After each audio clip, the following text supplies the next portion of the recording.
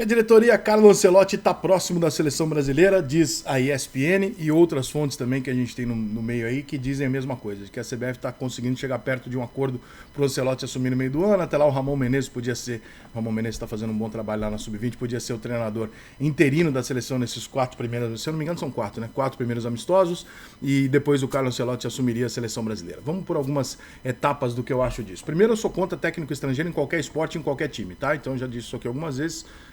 Para não me alongar, eu acho que a brincadeira entre seleções indica você pegar o que você tem de melhor em cada esporte e levar para uma competição. Isso inclui o treinador. Então eu sou contra todos os treinadores estrangeiros do mundo em todas as seleções de todos os esportes. Eu acho que o treinador ele é tão importante quanto os jogadores e, portanto, ele deveria ser obrigatoriamente daquele país. Ah, mas nós não temos um grande treinador. Azar teu, perde a Copa do Mundo. É assim que funciona, né? O Egito não tem um grande time, então ele perde a Copa do Mundo. Então se o Brasil não tiver um grande treinador, ele perde a Copa até ter.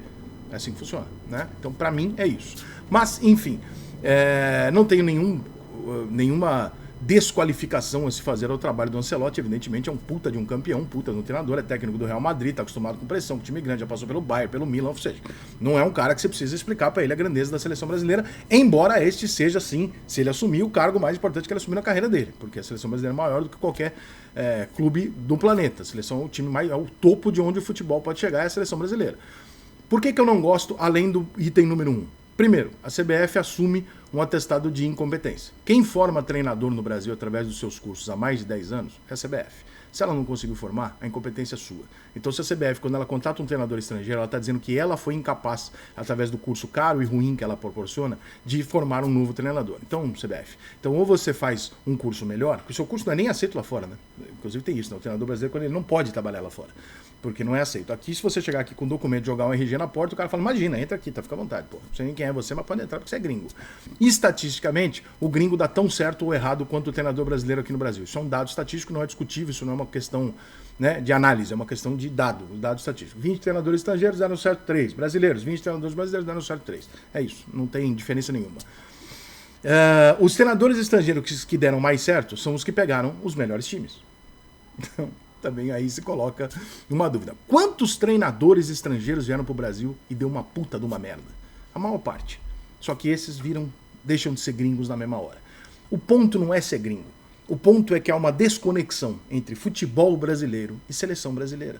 E essa conexão, esse argumento usado, não, nós vamos enriquecer o futebol brasileiro com o Ancelotti, ele não faz o menor sentido. Primeiro, o Ancelotti vai trabalhar com todos os jogadores que não atuam no futebol brasileiro. Segundo, o Ancelotti não sabe nem onde fica o Palmeiras. Pode ter certeza disso, porque o mundo inteiro não sabe onde ficam os times brasileiros. Nenhum técnico estrangeiro vê o time brasileiro jogar. Ninguém assiste o nosso futebol. Então, nós vamos trazer um treinador para dirigir a seleção brasileira, que ele jamais assistiu o Palmeiras, o Santos, o Grêmio, o Corinthians jogar. Jamais na vida dele ele assistiu esses times jogarem. Isso me parece esquisito.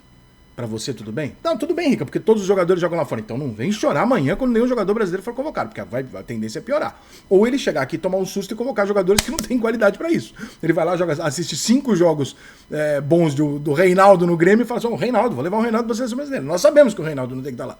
Mas talvez ele se espante com isso e acabe convocando. Então, nós vamos trazer um cara totalmente de fora da nossa realidade para olhar o futebol brasileiro. Fatalmente ele não vem para olhar o futebol brasileiro, ele vem para olhar o futebol de fora. Então não reclamem amanhã da desconexão gigantesca entre o futebol brasileiro e a seleção, o povo e a seleção, não levar mais jogadores daqui, porque este é mais um movimento que afasta a possibilidade de jogadores daqui serem melhor observados por treinadores que conhecem o nosso futebol. O topo, que é a seleção brasileira, ele não mexe na base do futebol brasileiro. Então ter um técnico estrangeiro na seleção brasileira não muda em rigorosamente nada a base e os problemas do futebol brasileiro. Por quê? Por exemplo, você tem um grande futebol na Europa, na Inglaterra, onde a Inglaterra compra jogadores do mundo inteiro e tem uma seleção que não ganha porra nenhuma. Então quer dizer que não está atrelado o futebol do seu país à seleção. A Argentina é a atual campeã do mundo com um futebol quebrado, fudido no país dela. E é a atual campeã do mundo. A França chega lá com um campeonato nacional que é fraco. Fez alguns investimentos nos últimos anos, deu uma melhorada, né? Neymar, Messi e tal, mas é um time, né? Os outros são mais ou menos, é uma pancadaria do caralho, uma porrada de imigrante lá jogando e o segredo é esse, a gente sabe que o segredo é esse. Né? Então não tem necessariamente a ver com aquele momento que vive aquele país. Então, se nós queremos melhorar o futebol brasileiro, não é a porra de um treinador estrangeiro no topo da pirâmide, que é a seleção brasileira, que vai mudar alguma coisa. Você pode querer, porque você fala, não, mas eu acho que a seleção brasileira, aqueles 11 do Brasil, deveriam ser dirigidos por um treinador menor. Ok, pronto, isso é arraso pra caralho, mas tudo bem.